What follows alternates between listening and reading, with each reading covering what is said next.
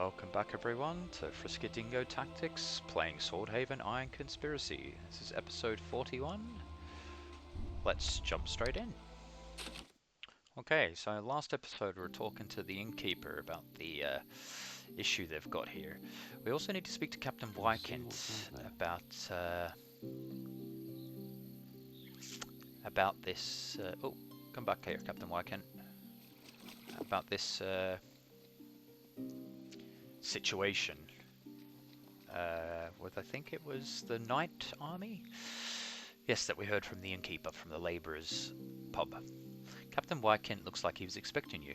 Took you long enough. Well, what did the crook tell you?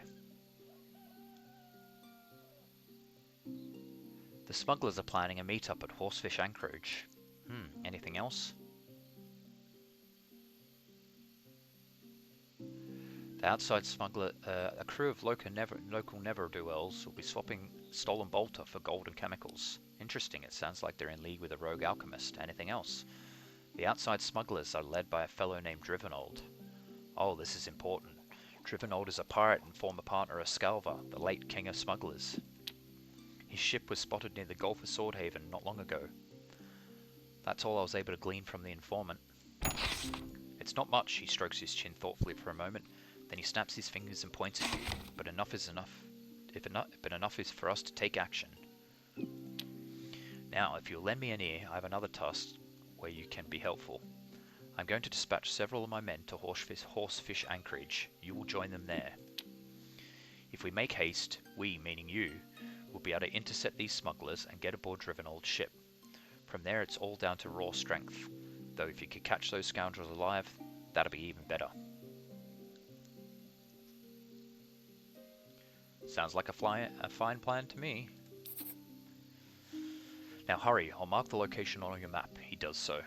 The guards should make it there ahead of you. If not, you have my permission to act as the situation demands.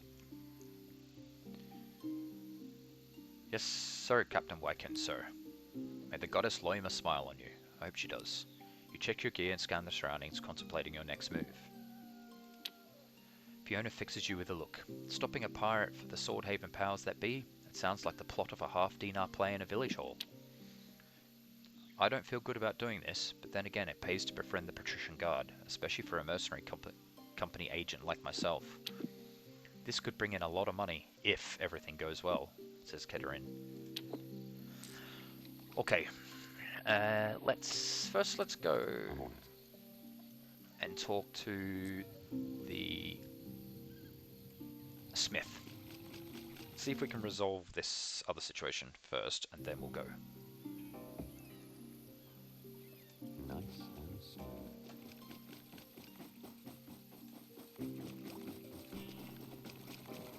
It would also be useful to... Oh, I think we overshot our mark. I think we ran right past the Smith. Smith was up here. Lumger's smithy. Lumger. Let's have a look at his wares first. Okay. Ooh, spiked knuckles. 8 to 10.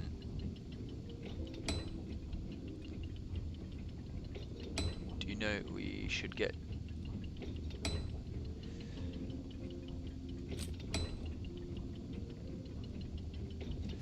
Let's get some arrows.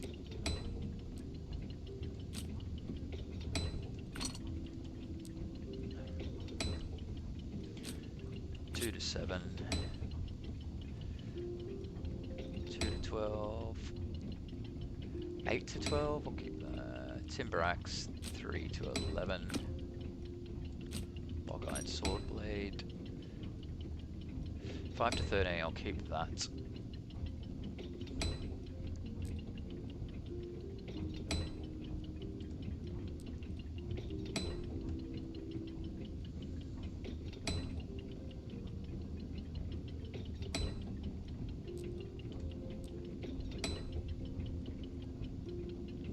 Okay.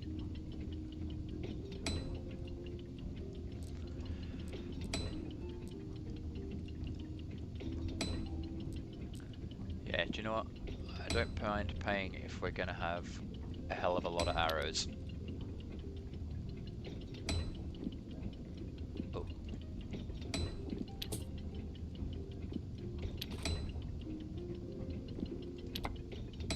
Okay. I understand you've been having issues with the innkeeper. Issues? Lumga's jaw tightens. That's putting it lightly. That pecker grabber fabricated the entire case against me. Why would I want to smash up his barrels? Kaus is already doing a fine job sabotaging himself by watering down his wine, penny-pinching miser that he is. You're saying he invented the whole barrel ordeal? Of course, I told that investigator chap the same thing. Why don't you two see eye to eye? He waves his hand. Yeah, it all started when me lads got into a brawl with some farmers at his inn. The village head who came to bail out one of the farm boys, and I compensated Klaus for the damage, admits. He admits, alright, a few harsh words may have been exchanged, but he made it out a bigger deal than it really was. Come on, the lads work like dragon darn mules. It's only natural that they need to let off some steam from time to time. Besides, it's not like his crusty inn is some patrician estate. Alright, that's all I wanted to know. Let's move on to something else.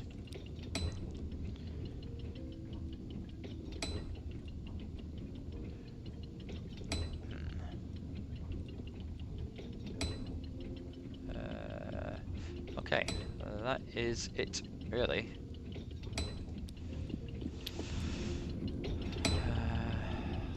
Let's have a look. 6 to 12, that is pretty good. 8 to 14. You don't have any modifications.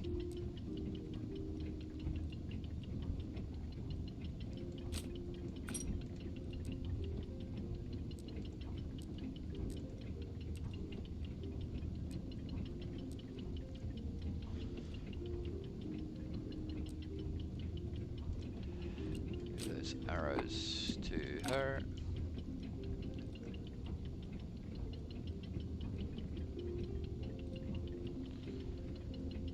Okay. What does this say?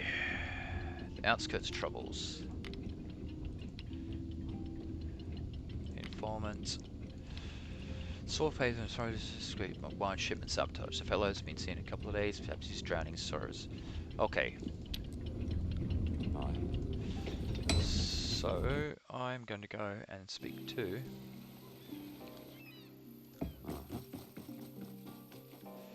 speak to the investigator again.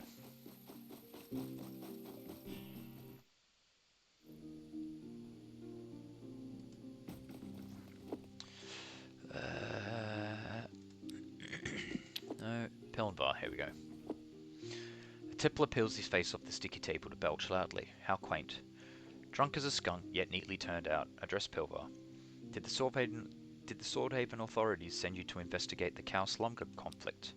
Kaus and what now? Oh yeah, for sure that's me. I'm indubitably, ha. He hollers at the barman. Hey, Master Tapkeeper, another round, yeah? Master Lumga and Master Kaus are paying. Did every faction try to win you over with bribes? Beg your pardon. I don't accept bribes. These were gifts, and let me tell you, his gaze drifts 30 degrees to one side before swinging back your way. That has zero influence on my investigation. No, sir. Concentrate. I need to ask.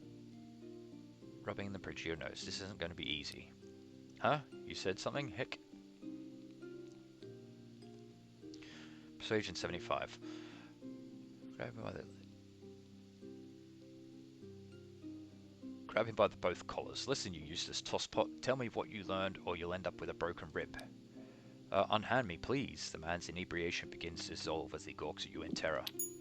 Aye, Hick. Who are you, and what do you want?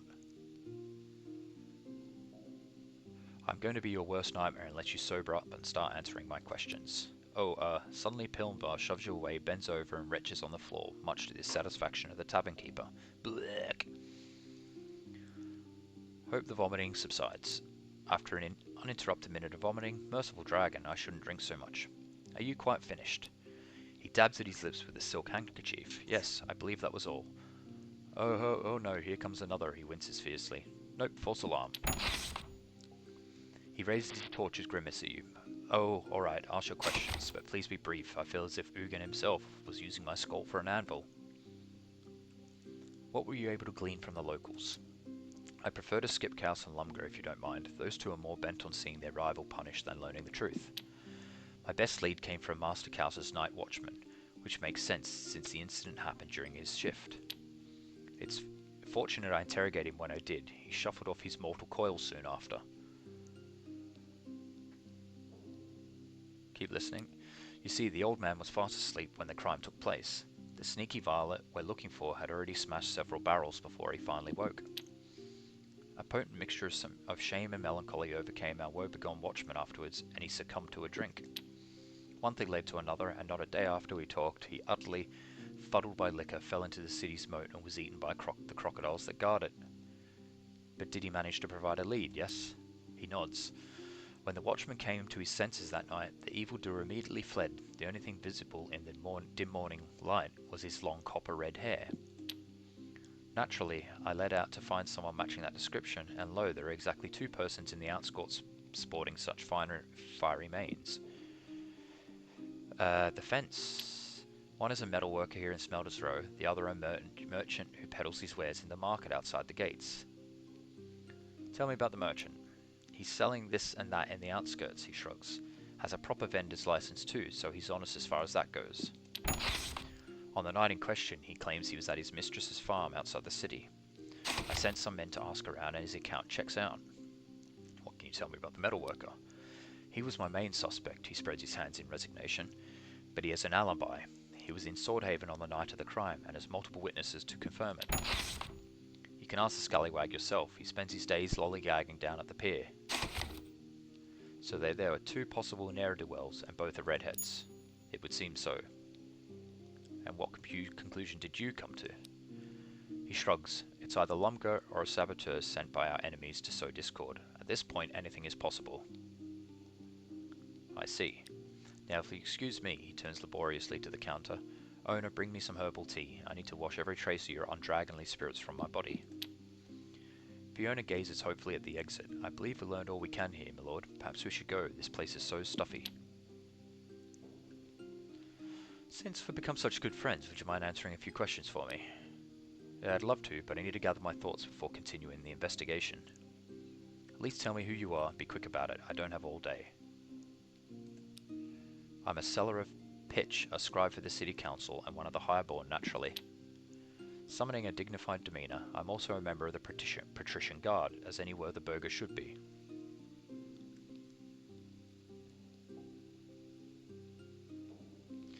Form a courteous bow. My name's FriskyDingo at your service. A pleasure, FriskyDingo. I hope you don't think me a worthless malingerer. I did speak to all of the involved parties, but with no result at all. I felt like I was banging my head against a castle wall for dragon's sake. Let's hope I meet with better luck then. Farewell. Patrician coughs awkwardly and takes a sip of his tea. Okay. So... okay. So let's go speak to these two guys, and then maybe... yeah, okay. See what we can find out. Fine, I'll do it. Sarkanaj, it must mean.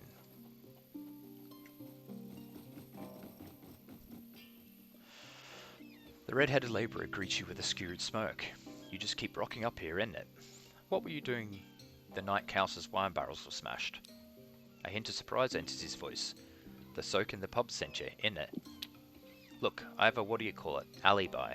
I was working the Swordhaven docks that night, and every living soul here will back me up. I've had the misfortune of meeting quite a few dupesters in my life, and I don't think this fellow's one of them, says Budakide. Here, I'll even give you a hand. I'm the only one on the crew with red hair, but I ain't the only red-headed geezer about. There's this dodgy merchant down the market, he shrugs. Maybe he did it. Why would he, though? How should I know? Go ask him. Okay. Okay. Well, the merchant is a little bit dodgy.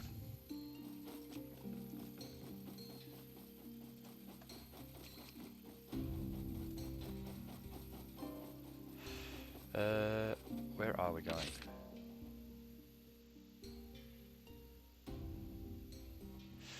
We actually need to go back here.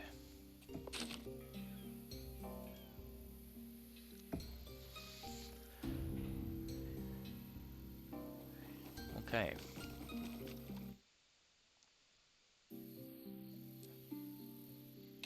Gonna see what's out there. Rotlaust, the merchant. The trader rubs his palms together briskly, looking to pawn something. Riddle me this, what were you up to on the night the innkeeper's wine barrels were vandalized? He groans long and low. Not this sorry buggery again. As I explained to your esteemed colleague, Master Pilnvar, I was visiting my, lady friend that night. He claps his hands together, and the patrician guards confirmed it.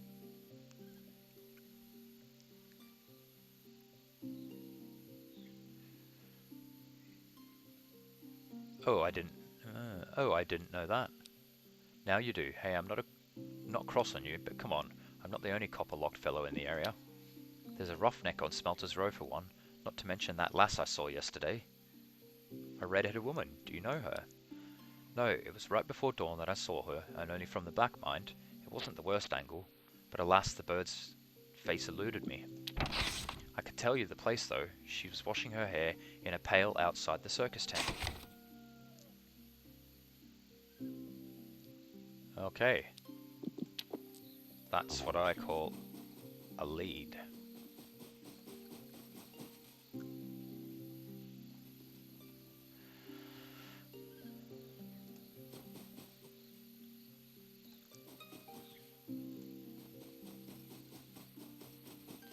Let's go uncover this whole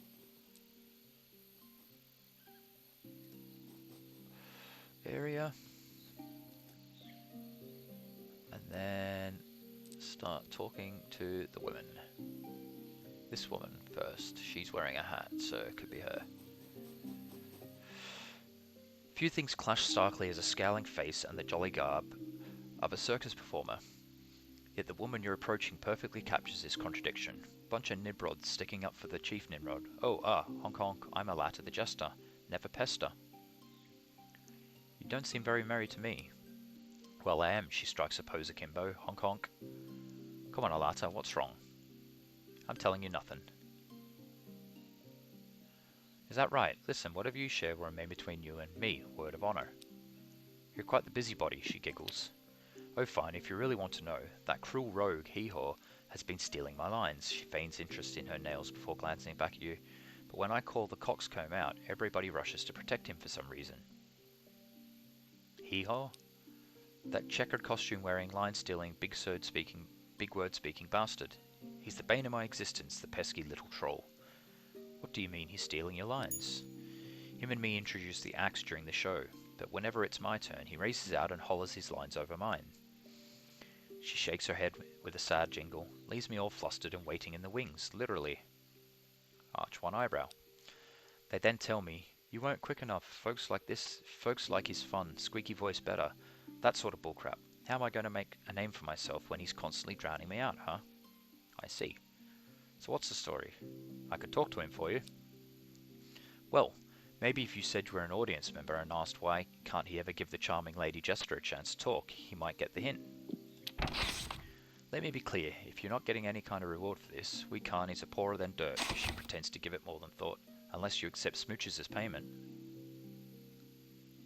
I was wondering, are there any redheads in your ensemble? There's one, Verveer, though I'd steer clear of her if I were you, she lowers her voice. I heard she's a troll, and caught the clap after servicing a gang of sailors. There's the fox now, surreptitiously glances towards a young woman in a white kerchief, strutting around like she owns the place. Thanks. Is this her? No. Carney woman. The slender woman wears a kerchief wrapped snugly around her head. She tilts her face away as you come near, feigning indifference, while her hands remain busy with some chore. A fine gent like yourself has no business fraternizing with a lowly circus wench. Her lips curl into a teasing smirk as she abruptly fixes you with her gaze, sharp, unwavering, and more than a bit coy. Folks say we're trouble, you know.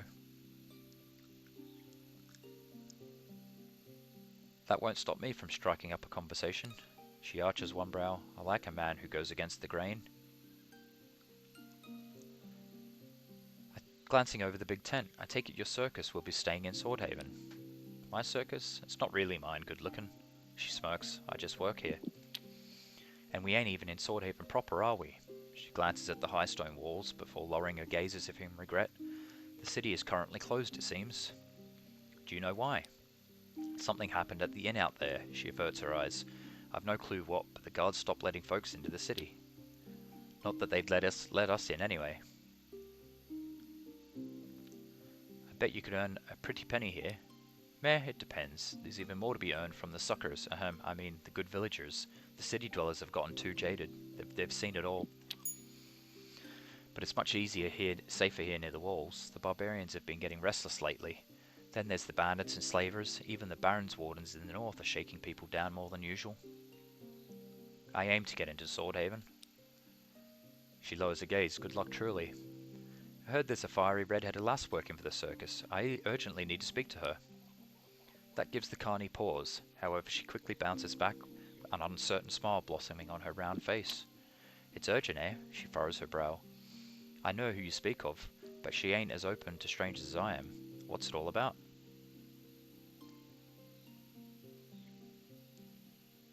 Come to think of it, I've never seen your hair, and likely you won't.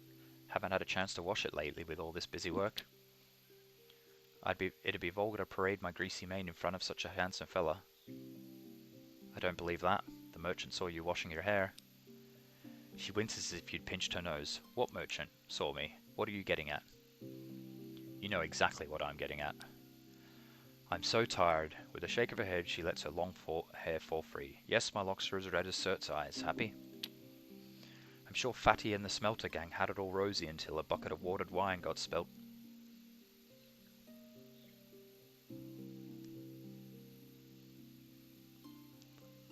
Hey, I'm not accusing you of anything. Not yet, at least. Tell me what really happened. It wasn't my idea. Some fella hired me to do it. You wouldn't put a knife in shackles and parade it around, would you? Go find the fella who dealt the blow. Don't punish the tool he used. Squint at her, but say nothing. It was that noble-looking gent in a headband. I don't know. Mayhap you saw him at the inn. He's a charmer, a real one, mind, like some. She looks away. He offered to help me with my predicament if I did a little cut lark on cows. Predicament, eh? I can't even describe the depths of the shite well I'm stuck in. Sold by my own parents as a child, used for a concubine by that bearded baller lard we called the ringleader. She spits in disgust. I don't want to live the rest of my life like this. I see, the man you spoke of. Do you think he might still be at the inn? No, I spied that fex kisser slinking out of here just before you showed up. Thought he was going out to buy something.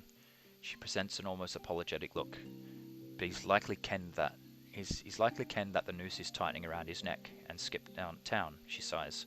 Dragons, I'm such a sucker.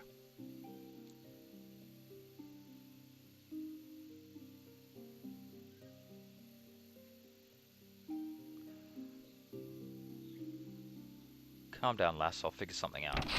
She mutters to herself.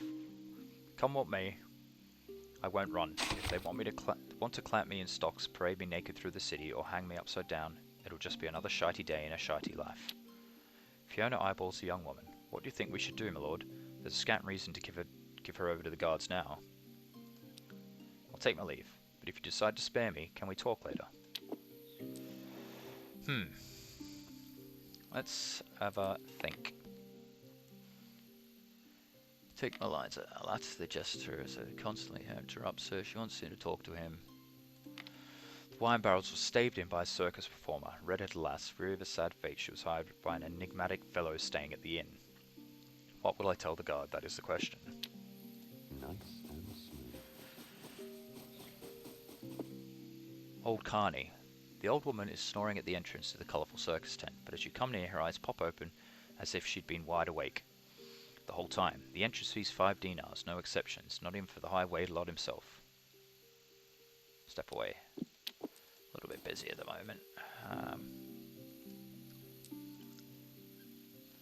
Let us go back to the inn.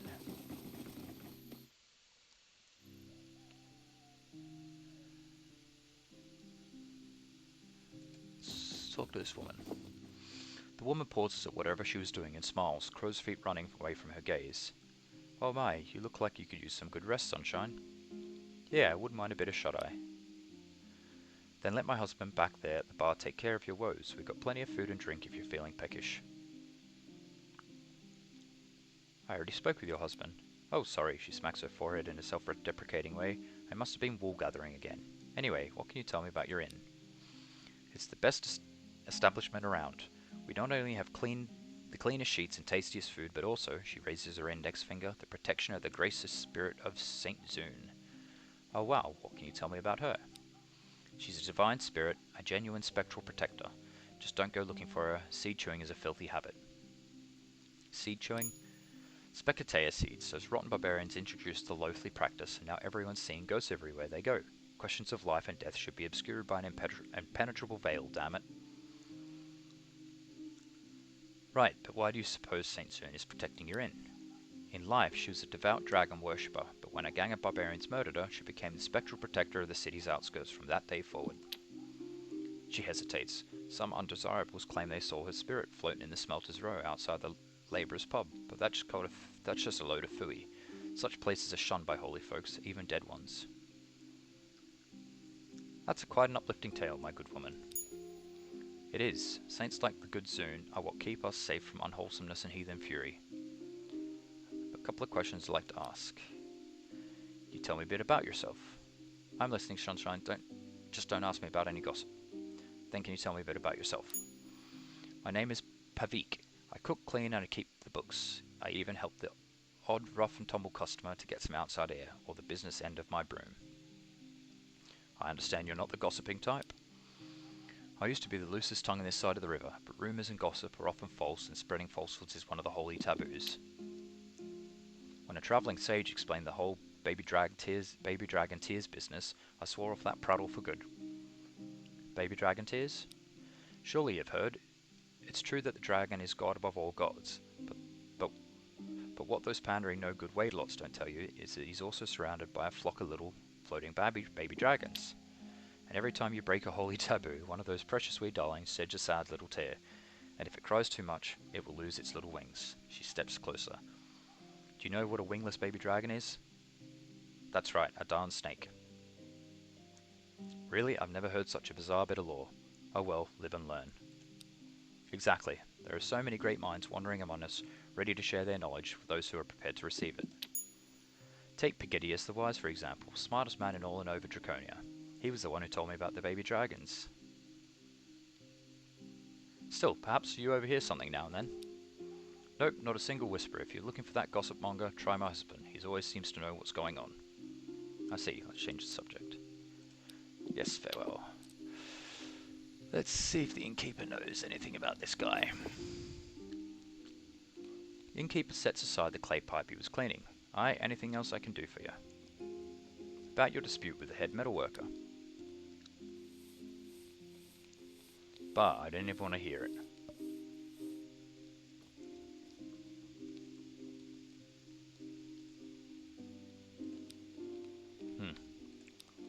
Not yet. Not ready to decide what to do yet. Sulanis? Any...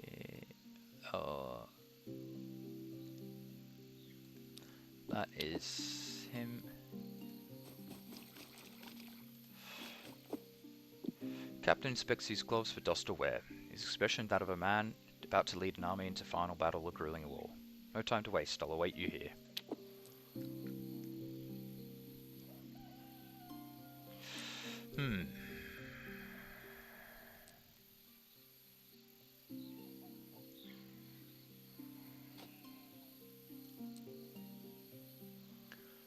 What's...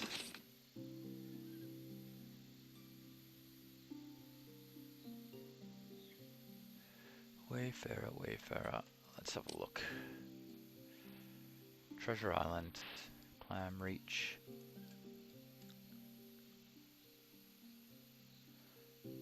Where? I thought they marked it on my map.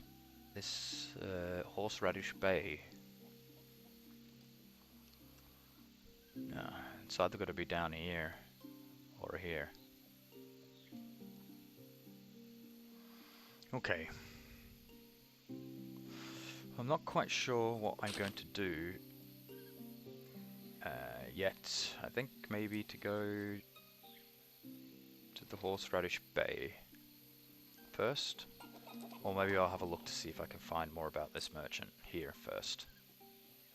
Okay. Well, that's us coming up on 31 minutes, guys. I'm going to do a quick save. And I think we'll end the episode right here. And this has been FriskyDingo Tactics, playing Swordhaven Iron Conspiracy. Please give me a like and subscribe, guys, and I will catch you on the next episode. Peace out.